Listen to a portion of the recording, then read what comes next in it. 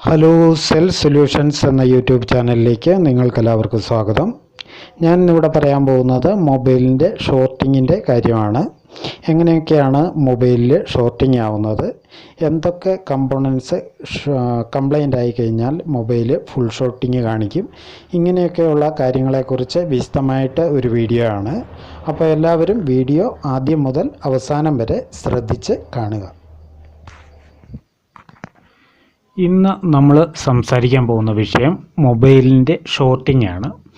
ഈ ഷോർട്ടിംഗ് എന്ന് പറഞ്ഞാൽ ബേസിക്കലി എന്താണെന്ന് വെച്ച് കഴിഞ്ഞാൽ, മൊബൈലിൽ രണ്ട് ലൈനുകളുണ്ടാകും. ഒന്ന് പോസിറ്റീവ് ലൈൻ ഉണ്ടാകും, ഒന്ന് നെഗറ്റീവ് ലൈൻ ഉണ്ടാകും.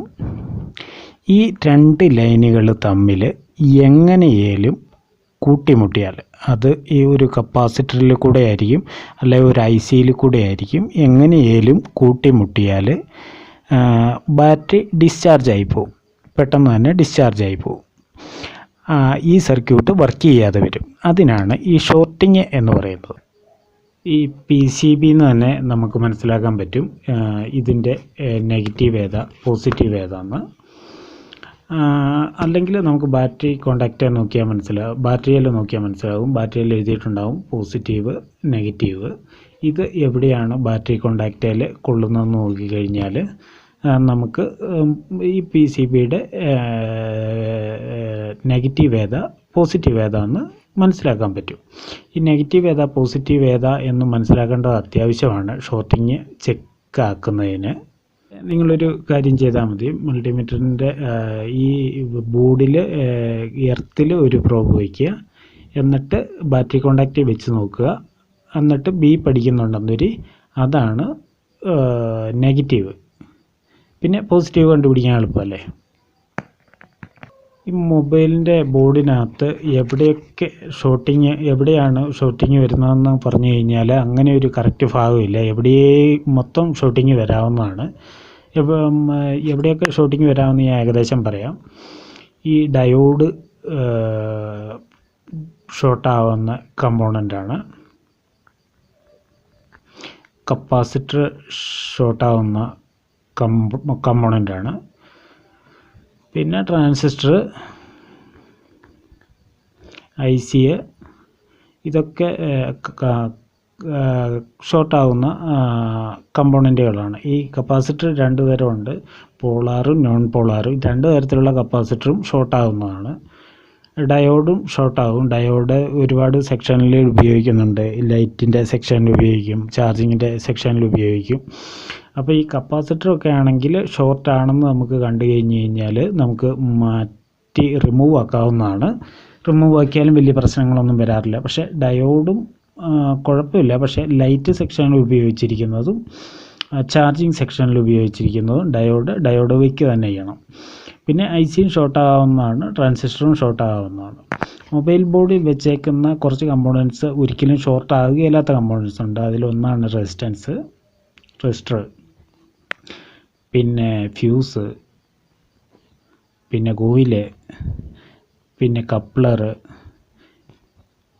ഇതൊക്കെ എങ്ങനെയാണ് ഇതിൻ്റെ പ്രവർത്തനം കാര്യങ്ങളൊക്കെ നമ്മുടെ ചാനലിൽ നേരെ പ്ലേലിസ്റ്റിൽ പോവുക. അവിടെ SMD കമ്പോണൻറ്റ്സ് ചെക്കിങ് എന്നും പറഞ്ഞുകൊണ്ട് ഒരു ഫോൾഡർ തന്നെ ക്രിയേറ്റ് ചെയ്തിട്ടുണ്ട്. ഇതിലെല്ലാ കമ്പോണൻറ്റും എങ്ങനെയാണ് വർക്ക് ചെയ്യുന്നത്, എങ്ങനെയാണ് ചെക്ക് ചെയ്യുന്നത് എന്നൊക്കെ പറഞ്ഞിട്ടുണ്ട്. കപ്പാസിറ്റർ ആയാലും റെസിസ്റ്റർ ആയാലും, എങ്ങനെ കോയിലായാലും ഫ്യൂസ് ആയാലും ഡയോഡ് ആയാലും എല്ലാം ചെക്ക് ചെയ്യുന്നത് പറഞ്ഞിട്ടുണ്ട്. അപ്പോൾ നിങ്ങൾ ആ വീഡിയോ ഒക്കെ പോയി കാണുക.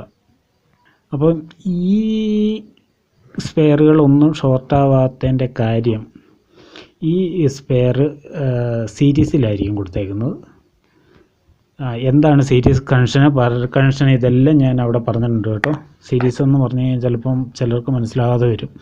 ഇതൊക്കെ പാരലായിട്ടായിരിക്കും കൊടുത്തേക്കുന്നത്. പാരലം എന്ന് പറഞ്ഞു കഴിഞ്ഞാൽ ഒരു പോസിറ്റീവും ഒരു നെഗറ്റീവും ഇതിൽ കൂടെ കയറി ഇറങ്ങും. അപ്പോൾ ഇതിലൊക്കെ ഷോർട്ട് ആവാനുള്ള സാധ്യതയുണ്ട്.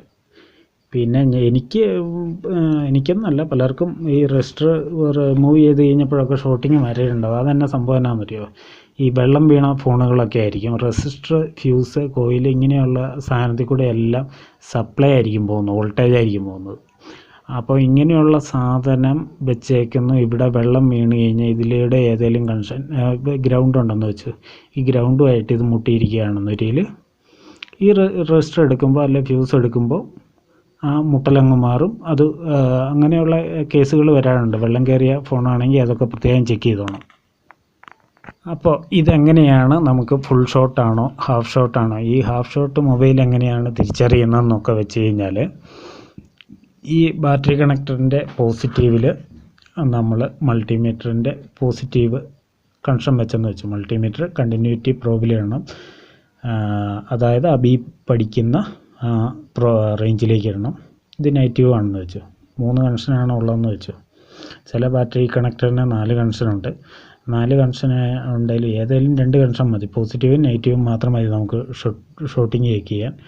അപ്പോൾ പോസിറ്റീവും നെഗറ്റീവ് ഏതാണെന്ന് നിങ്ങൾക്ക് ഈ ബാറ്ററി കോണ്ടാക്റ്റ് നോക്കി നോക്കി കണ്ടുപിടിക്കാവുന്നതാണ്. പോസിറ്റീവ് ഏതാ നെഗറ്റീവ് ഏതാണെന്ന് വളരെ ഈസി ആയിട്ട് നിങ്ങൾക്ക് മനസ്സിലാകും പോസിറ്റീവ് ഏതാ നെഗറ്റീവ് ഏതാണെന്ന്. അപ്പോൾ അങ്ങനെ നോക്കിയിട്ട് നിങ്ങൾ ഈ പോസിറ്റീവിൽ മൾട്ടിമീറ്ററിൻ്റെ പോസിറ്റീവ് പ്രോബും നെഗറ്റീവിൽ നെഗറ്റീവ് പ്രോബും വയ്ക്കുക. അപ്പോൾ ഇതിന് കാണിക്കേണ്ട വാല്യൂ 200 തൊട്ട് 600 വരെയുള്ള വാല്യൂ ആണ് കാണിക്കേണ്ടത്. 250 തൊട്ട് 600 വരെ, 200 തൊട്ട് 600 വരെ നിങ്ങൾ നോക്കിയാൽ എല്ലാ ബോർഡിലും ഈ വാല്യൂ കാണിക്കും, ഡിജിറ്റൽ മൾട്ടിമീറ്റർ ആണെങ്കിൽ. പിന്നെ തിരിച്ച് വെച്ച് കഴിഞ്ഞാൽ ഈ പ്രോബ്, അതായത് ഈ മൈനസേ കൊണ്ടുവന്ന് മൾട്ടിമീറ്ററിൻ്റെ പ്ലസ് പ്രോബും വെച്ച് ഇപ്പുറം തിരിച്ച് വെച്ച് കഴിഞ്ഞാൽ ഇവിടെ ബ്ലാക്ക് വയറും മൾട്ടിമീറ്ററിൻ്റെ വയ്ക്കുകയാണെങ്കിൽ എന്തോ ഒരു റീഡിങ് കാണിച്ചേച്ച് 1 സെക്കൻഡിന് ഇപ്പുറം കൊണ്ട് തന്നെ 1 എന്ന് വന്ന് നിൽക്കും. അങ്ങനെ നിൽക്കണം. അങ്ങനെ നിന്ന് കഴിഞ്ഞ് കഴിഞ്ഞാൽ ബോർഡ് ഓക്കെയാണ്.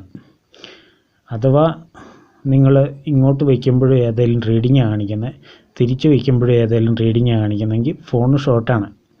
അപ്പോൾ ആ ഷോട്ടിങ് എവിടെയാണ്, ഏത് കമ്പോണൻ്റ്, ഏതെങ്കിലും ഒരു ചെറിയ കമ്പോണൻ്റ് ഇതിനകത്ത് 100 കണക്കിന് കമ്പോണൻ്റ് ഉള്ളതിൽ ഏതെങ്കിലും ഒരു ചെറിയ കമ്പോണൻ്റ് കറണ്ട് ഇറക്കി വിടുന്നതാണ്. ആ കമ്പോണൻ്റ് കണ്ടുപിടിച്ച് നിങ്ങൾ അത് റിമൂവ് ആക്കുകയോ അതിന് പകരം ഒരു കമ്പോണൻ്റ് ഇടുകയോ ചെയ്ത് കഴിഞ്ഞാൽ സംഭവം പ്രശ്നം സോൾവ് ആവും. അപ്പോൾ പറഞ്ഞു വന്നത് അപ്പോൾ ഈ പറയുന്ന ബീപ്പ് അടിക്കുകയും ഒരു സൈഡിൽ ബീപ്പ് അടിക്കുകയും ഒരു സൈഡിൽ റീഡിങ് കാണിക്കുകയും കൂടെ ചെയ്യുകയാണെങ്കിൽ നിങ്ങളുടെ ഫോണ് ഫുൾ ഷോട്ട് ആകാനാണ് സാധ്യത. അങ്ങനെയാണെന്ന് മനസ്സിലാക്കണം. 2 സൈഡിലും റീഡിങ് തന്നെയാണ് കാണിക്കുന്നതെങ്കിൽ ഹാഫ് ഷോട്ട് ആകാനാണ് സാധ്യത. മൊബൈൽ ഫോണിൻ്റെ ഷോട്ടിങ് ഒരു തലവേദന തന്നെയാണ്. ഈ IC ഷോർട്ടാവാനുള്ള സാധ്യതകളുണ്ട് പല ICകളിലും. പിന്നെ മൊബൈലിൻ്റെ ബോർഡിൽ എല്ലാ കമ്പോണൻറ്റിൽ നെറ്റ്വർക്കിൽ PFൻ്റെ അവിടെ ഒരു കപ്പാസിറ്റർ, അങ്ങനെ കുറേ അധികം കപ്പാസിറ്ററുകൾ ഷോർട്ടാകാനുള്ള സാധ്യത കൂടുതലുള്ള കപ്പാസിറ്ററുകളുണ്ട്. അത് ഞാൻ ഓരോ മോഡലിൻ്റെ അനുസരിച്ച് പല വീഡിയോയിലും പറഞ്ഞിട്ടുമുണ്ട്. പിന്നെ ഈ ബാറ്ററി ഇത് സാധാരണ ചെക്ക് ചെയ്യുന്നത് നമുക്ക് ഒരു രീതിയിലും കണ്ടുപിടിക്കാൻ പറ്റുന്നില്ലെന്നൊരു നല്ല രീതിയിൽ ബാറ്ററി ചാർജ് ചെയ്തേച്ച്, അതായത് ഫുൾ ചാർജ് ചെയ്തേച്ച് ഫിറ്റ് ചെയ്തേച്ച് ആദ്യം നിങ്ങൾ നോക്കുക ഏതെങ്കിലും സ്പെയർ ഹീറ്റ് ആവുന്നുണ്ടോ എന്ന്. അപ്പോൾ ഹീറ്റ് ആവുന്നുണ്ടെന്നൊരു ആ സ്പെയറും അതിൻ്റെ ചുറ്റും ഇരിക്കുന്ന, അപ്പോൾ IC ആണ് ഹീറ്റ് ആകുന്നതെങ്കിൽ ICയുടെ ചുറ്റും ഇരിക്കുന്ന കപ്പാസിറ്ററുകൾ ഓരോന്നും നിങ്ങൾക്ക് ഡൗട്ട് തോന്നുന്നതനുസരിച്ച് എടുത്ത് മാറ്റി നോക്കുക. അപ്പം ഈ കപ്പാസിറ്റർ ഷോർട്ടാണെങ്കിലും അടുത്തിരിക്കുന്ന IC ചൂടാകാനുള്ള സാധ്യതയുണ്ട്. IC ചൂടാകും. ചൂടാകുമെന്ന് പറഞ്ഞു കഴിഞ്ഞാൽ ഈ കപ്പാസിറ്റർ ഷോർട്ടായതുകൊണ്ട് തന്നെ ICയും ഷോർട്ടാണ്. അതുകൊണ്ട് നല്ല ചാർജുള്ള ബാറ്ററി ഇട്ട് കഴിയുമ്പോൾ അവിടെ ചൂടാകും. അത് കഴിഞ്ഞേച്ച് മാത്രം IC എടുക്കുക. പിന്നെ ഈ ഷോർട്ടിങ് ചെക്ക് ആക്കാനായിട്ട് ഒരു ഉപകരണമുണ്ട്. അതിൻ്റെ പേര് ഷോർട്ട് കില്ലർ എന്നാണ്. അതിന് 2000 രൂപയോളം വില വരും.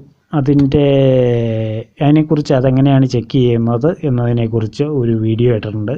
അതുകൂടാതെ കണ്ട് നിങ്ങൾക്ക് ഈ സ്പെയറുകൾ, ഇപ്പോൾ ഈ ഡയോഡ്, കപ്പാസിറ്റർ, ചില സ്പെയറുകൾ ഏത് സ്പെയറാണെന്ന് സംശയം തോന്നാം. ഇപ്പോൾ ഈ ചില കോയിൽ കണ്ടാൽ ഈ റെസിസ്റ്ററിനെ പോലെ തന്നെ ഇരിക്കും.